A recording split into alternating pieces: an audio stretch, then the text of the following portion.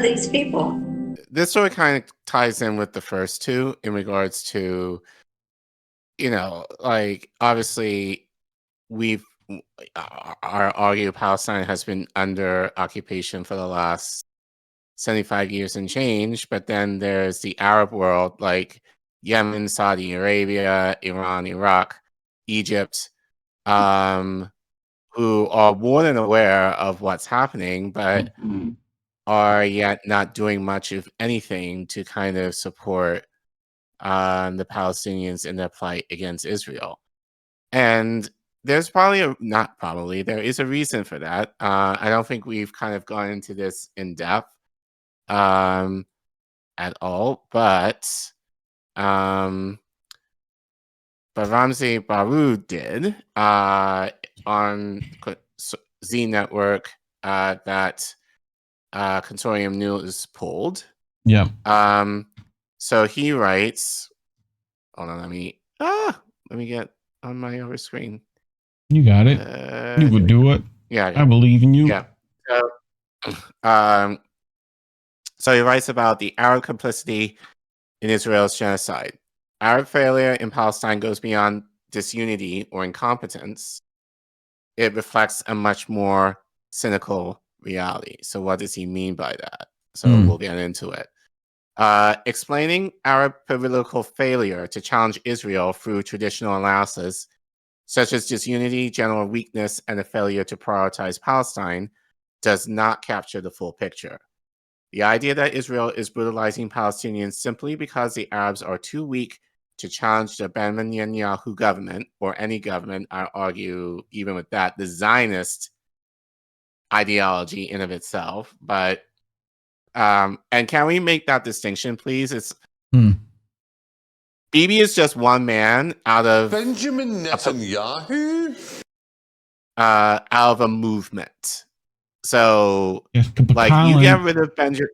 Collin, we gotta blame it on a baby. We gotta blame it on a baby. It's easy to blame it on. Well, it's easy to blame Bibi because he's right wing. So especially if you're left leaning or center, like you can easily blame. Yeah, he's crazy, but he's not in of itself the problem. It's Zionism in of itself is the problem. So that would be the only thing I would push back on. It's not Bibi. It's the political ideology that is Zionism in of itself is the problem. But anyway, the idea that Israel is brutalizing Palestinians simply because the Arabs are too weak to challenge the Benjamin Netanyahu government, or any government, implies that, in theory, Arab regimes could unite around Palestine. However, this view oversimplifies the matter. Many well-meaning pro-Palestine commentators have long urged Arab nations to unite, pressure Washington to reassess its unwavering support for Israel, and take decisive actions to lift the siege on Gaza, among other crucial steps. I cut it in the wrong place. But anyway, while these steps may hold some value, the reality is far more complex, and such wishful thinking is unlikely to change the behavior of Arab governments. These regimes are more concerned with sustaining or returning to some sort of status quo, one in which Palestinians' liberation remains a secondary priority. Since the start of the Israeli genocide in Gaza on October 7th, the Arab position on Israel has been weak at best and treacherous at worst. Some Arab governments even went so far as to condemn Palestinian resistance in United Nations debates, while countries like China and Russia at least attempted to contextualize the October 7th Hamas assault on Israeli occupation forces imposing a brutal siege on Gaza. Countries like Bahrain placed the blame squarely on the Palestinians. With few exceptions, it took Arab governments weeks or even months to develop a relatively strong stance that condemned the Israeli offensive in any meaningful terms. Though the rhetoric began to shift slowly, the actions did not follow. While the Al-Nasrallah movement in Yemen, alongside other Arab non-state actors, attempted to impose some form of pressure on Israel through a blockade, Arab countries instead worked to ensure Israel could withstand the potential consequences of its isolation. In the Big War, Baroud disclosed that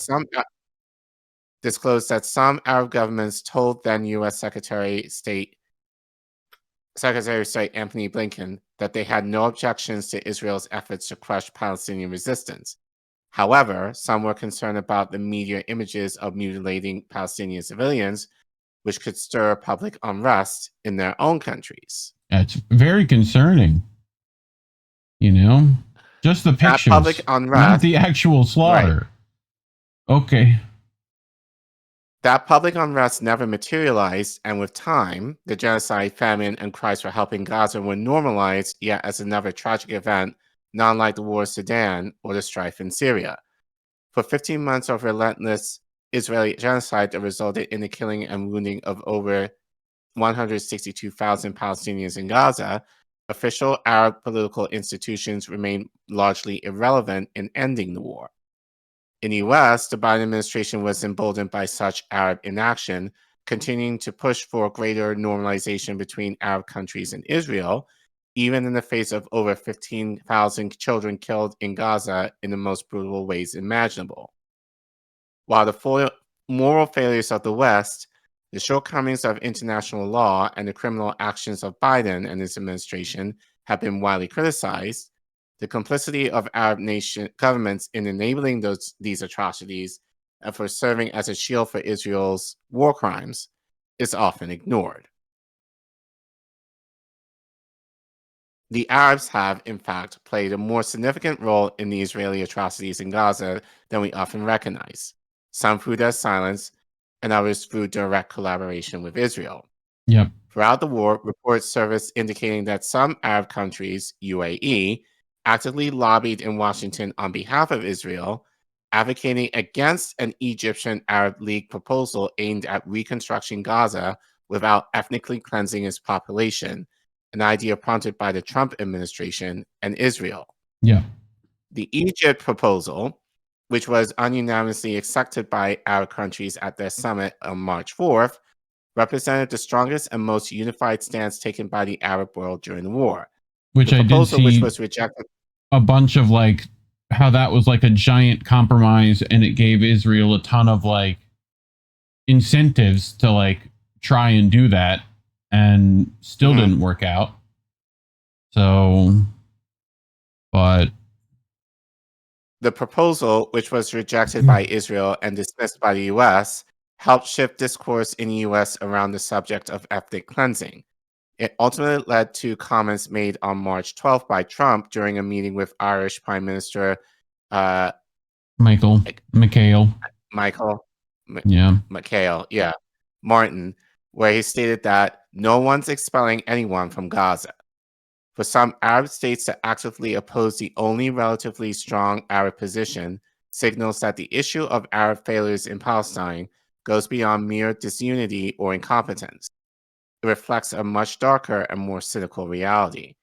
Some Arabs align their interests with Israel, where a free Palestine isn't just a non-issue, but a threat. The same applies to the Palestinian Authority of Ramallah, which continues to work hand in hand with Israel to suppress any form of resistance in the West Bank. Its concern in Gaza is not about ending the genocide, but ensuring the marginalization of its Palestinian rivals, particularly Hamas. Well, and we covered that back on, if you look for They Eat Their Own, I think is the title of that segment. And the failures of Mahmoud Abbas, So, right, which we'll get into in a second. Yeah. Thus, blaming the PA for mere weakness, for not doing enough, or for failing to unify the Palestinian ranks is a misreading of the situation. The priorities of Mahmoud Abbas and his PA allies are far different. Securing relative power over Palestinians, a power that can only be sustained through Israeli military dominance. These are difficult, yet critical truths, as they allow us to reframe the conversation, moving away from the false assumption that the Arab unity will resolve everything. The flaw in the unity theory is that it naively assumes Arab regimes inherently reject Israeli occupation and support Palestine. While some Arab governments are generally outraged by Israel's criminal behavior and growing frustrated by the U.S. irrational policies in the region, others are driven by self-interest, their animosity towards Iran, and fear of rising Arab non-state actors. They are equally concerned about instability in the region, which rends their hold on power amid a rapidly shifting world order. As solidarity with Palestine has increasingly expanded from the global south to the global majority, Arabs remain marginally ineffective, fearing that significant political change in the region could directly challenge their own position. A new world order. Any thoughts? Well, yeah, a couple. I've tried to find like this video a couple of times, and if anyone sees it, feel free to send it to me. But it was like, you know, the top supporters of Israel in the Middle East, right? And it went through like Qatar's gas and, you know, the UAE and the Saudi Arabia and all this stuff in the region that supports them. We've talked about the failures of, you know, Mahmoud Abbas before too, especially if anyone meets with him. I've seen a few photos of that going around. People can do their own sleuthing on who I mean there. But yeah, I mean, I've also seen some stuff about, you know, and talking about, you know, the Arabs are, it's the Arabs' fault that this is happening. None of them are supporting, you know, like they should be taking people in and like that whole nonsensical story too. And that none of them are also willing to like militarily fight back against Israel and mainly the United States and the entire Western civilizations. And I'm trying to, I looked for it all last night, this other video about how that's the onus is never on the Western civilizations.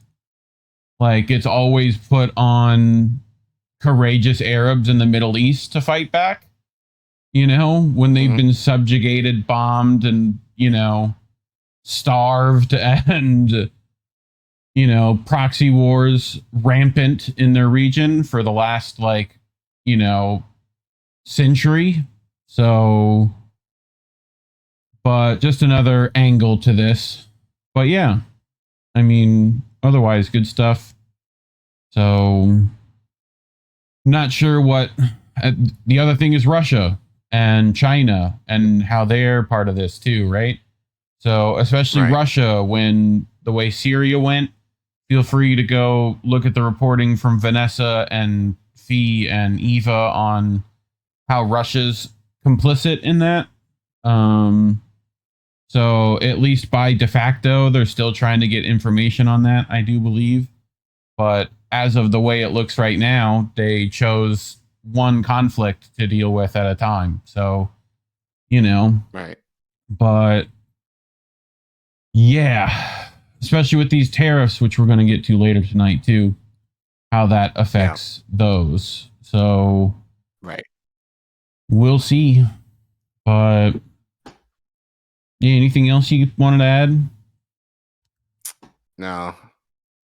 I mean, cool. Well,